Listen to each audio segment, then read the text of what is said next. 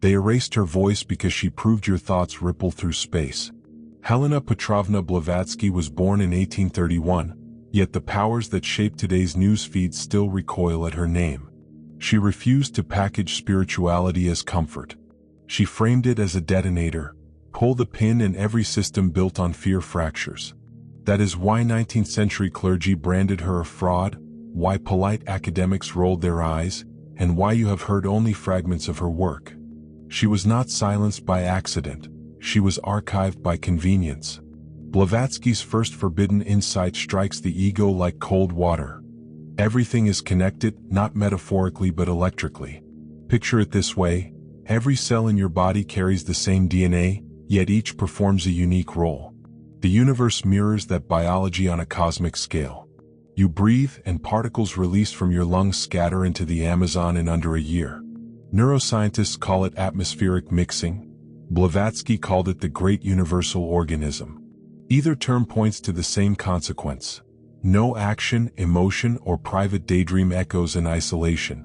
Modern physics now whispers what she roared. In 2022, researchers at Delft confirmed quantum entanglement over 40 kilometers. 2 photons behave as one, even when separated by a city. Blavatsky predicted that entanglement in 1877, writing that thought leaps seas faster than light. She lacked lasers, yet she saw the pattern. Why does that matter to you? Because every emotional frequency you broadcast returns amplified. An unspoken resentment lodges in your chest, then surfaces as a glitch in someone else's mood.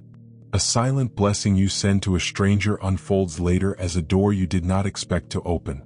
You were taught to call such events coincidence. Theosophy reframes them as echoes in a living field. Try a small experiment tonight. Sit before sleep, recall one moment you judged yourself harshly today, and release a wave of silent kindness toward that earlier version of you. Do it once, no mantra, no ritual. Then watch the micro shifts tomorrow. A calmer response, a softer encounter, a decision made without tension. That is not placebo. It is the field adjusting to new input. Blavatsky knew this feedback loop terrifies institutions. A population that grasps interconnection cannot be herded by manufactured fear because blame dissolves into responsibility. If my impatience colors your day, and your tension colors your child's night, legislation is a slow fix. Inner clarity becomes urgent civic duty. The gatekeepers prefer you distracted by outrage, so the doctrine of separation remains profitable. Yet connection is not sentimentality. It is circuitry. A satellite can track the electromagnetic pulse of a human heart from space. Your nervous system is literally a broadcast tower. The same sensors show global coherence spikes during collective meditations. You may have felt it during sudden calm that blankets a room before anyone speaks. Technology only now catches up to what esoteric schools guarded for millennia. Consciousness is contagion. Pause and consider what that implies for every complaint, every private gratitude, every doom scroll. You are coding reality with each. That sentence alone, if lived, reshapes destiny more than a decade of affirmations. So the first veil lifts. You are not a spectator of the cosmos. You are a synapse in its brain. Nothing you emit is lost. Nothing you receive is random. The question is no longer whether you influence reality, but how you will steer the current you already generate. Take one breath, feel the air that has touched volcanoes and violin strings, and ask yourself, what signal am I sending right now? No curtain drops after one revelation, another rises. Karma is not a judge tallying sins. It is acoustics. Strike a single note on a piano. The string vibrates, then nearby strings hum in sympathy. That secondary hum is karma. It reflects tone, not morality. You play cruelty, the echo sharpens your own nerves later. You play patience, the echo cushions your next fall. The universe does not punish, it rebalances sound. This terrifies hierarchies built on threats and indulgences. If life itself mirrors you with unfailing precision, priests and middlemen fade. Responsibility returns to the only place it ever belonged, your next choice. Watch how swiftly the echo answers when you grow conscious. Snap at a coworker, and within hours traffic stalls or a glass slips from your hand. Offer help without agenda, and a stranger covers your forgotten coffee bill. The faster feedback is not a cosmic slap, it is guidance. Awareness shortens the lesson loop so you can steer sooner. Test the principle today. Before sending a message, pause for 3 breaths. Sense the charge behind your words. If it stings, soften it. If it uplifts, amplify it. Then leave the results alone. Observe the ripple, learn, adjust. That is karma used as compass, not chain. Yet even precise echoes raise another question. Why do some lives begin under crushing weight while others float on ease? Blavatsky answered with her third silence truth. Reincarnation is the engine of integration. Picture a vast library where each lifetime is a single book. You, the reader, move shelf to shelf, collecting wisdom impossible to fit in one volume. A body heals but forgets. The soul remembers and compiles. Patterns you meet today are chapters left unresolved. They return wearing new faces until you edit them with understanding. This view disarms fatalism. Birth circumstances are not verdicts. They are tailored classrooms. A difficult parent can be the rough whetstone that sharpens discernment. Extraordinary talent can test humility. The cosmos wastes nothing. Every plot twist loops toward completion.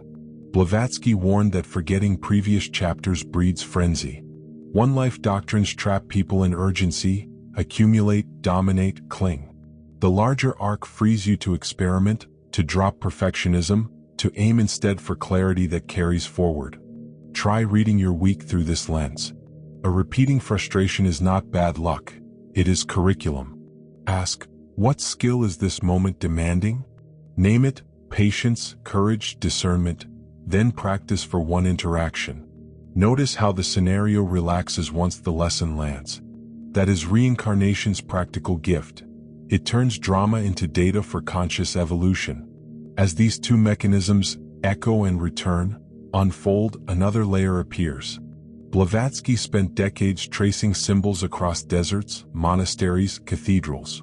She found the same skeleton inside every tradition, a trinity of source, form, and return, a serpent devouring its tail, a ladder of 7 realms. Cultures change costumes, yet the core script endures. Why hide that unity? Division sells loyalty. When paths look isolated, institutions thrive on rivalry. The seeker who sees convergence becomes ungovernable by dogma. You can drink from any well without pledging allegiance to the bucket. Look around you. The spiral on a Celtic stone, the Kundalini coil, the Hopi snake dance. Each speaks the same geometry of awakening. Acknowledge one lineage and you honor them all. That realization dissolves xenophobia faster than legislation. Walk into any sacred space this month, church, mosque, temple, forest, and sit 5 minutes in silent regard. Sense the identical stillness humming behind architecture and language. That felt sameness is the fourth forbidden truth. It removes the final excuse for spiritual warfare. We arrive at the edge of Blavatsky's last and most dangerous claim. If all paths spring from one source and karma refines through countless lives, what awaits at the summit? She answered without flourish, dormant faculties, natural as breathing, awaken. Clairvoyance, energy projection, conscious creation. Abilities dismissed as myth surface when personality thins and inner silence deepens. The potential is universal, yet suppressed by noise, haste, and disbelief. You have tasted it in flashes. The phone rings a second after a thought, a stranger's mood felt before a word, a dream outlining tomorrow's event. Most shrug and move on. Blavatsky urged cultivation. Still the mind, serve, study, and the flashes stabilize into tools. That prospect shakes systems built on dependency. A population that can read energy bypasses propaganda. A mind trained to manifest focused outcomes rewrites economic scripts. Suppression becomes logical, even predictable. But suppression works only if you forget the possibility. Hearing these words rekindles permission. Inside you, circuits long dormant test the current. The choice is simple: ignore the flicker or nurture it. Close this segment by recalling the piano metaphor. Each decision is a note. Karma returns the chord. Lifetimes supply the practice sessions. All fates map the same scale. And mastery, latent gifts, waits when you commit to true listening. Listen to the hum behind your thoughts. That resonance is not fantasy. It is the first tremor of dormant skill. When the mind quiets, perception widens. Sight stops at the retina, yet awareness travels farther than retinas ever could. Helena Blavatsky cataloged those moments when attention stretches past skin. A stranger's sorrow felt across a train carriage, a flash of déjà vu that later unfolds exactly as sensed, a surge of strength as you comfort a crying child.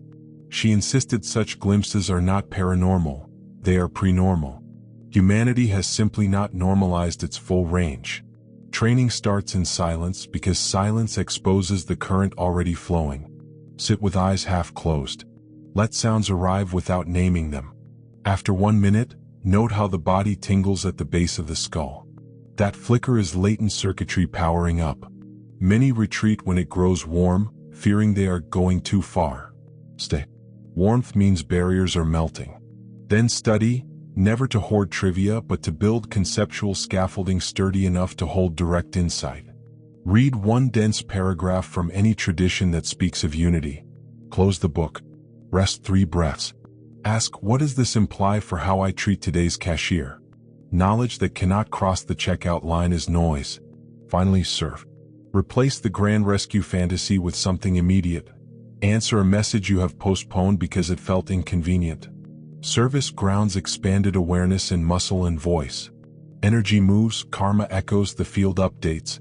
These 3 paths, silence, study, service, form a triangle that focuses power like a lens. Follow them in any order and dormant faculties stabilize without spectacle. That promise unsettles authorities. When you trust intuition over advertisement, entire industries lose leverage. When you sense propaganda's pulse before its words land, social control falters. This is why Blavatsky's notebooks gathered dust in locked vaults and why her name still triggers dismissal. Power protects itself by branding the uncommon as impossible. Yet the uncommon already stirs within you. Recall the moment you felt watched, turned, and caught someone's eyes. No logic predicted that. Awareness did. Children live in that awareness until schooling drills it out. You are not learning a trick. You are remembering texture lost to habit. One caution. Expanded perception can swell ego faster than it dissolves it. The cure is constancy of motive. Before any exercise, state inwardly, may this clarity serve the whole. That single intention keeps ability aligned with wisdom. Without it, talents turn carnival, flashy, shallow, soon corrupted. Trace the thread so far. Interconnection makes every thought public to the cosmos.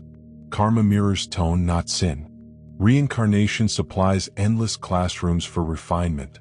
All traditions sketch the same mountain. Dormant faculties await steady minds and open hearts. Together they outline a new responsibility. Reality responds to you in real time. Pretending otherwise is no longer safe. So what now? Choose one truth that stirred you most. Perhaps the echo of karma, the library of lives, the silent skill waiting beneath tension. Live with that one idea for 7 sunrises. Observe how it alters choices, moods, coincidences. Keep notes, not to grade yourself but to witness feedback. At week's end ask, am I still the same narrator of my life, or has the story tilted? If tilt has begun, share the shift. When voices compare observations, patterns surface. Patterns breed understanding, and understanding spreads faster than censorship. That is how silenced wisdom escapes vaults, one awakened conversation at a time. We stand where Blavatsky stood, on the verge of an age that measures consciousness instead of mocking it. The only real secret left is whether you will contribute noise or signal. Listen, decide, then let the field reply.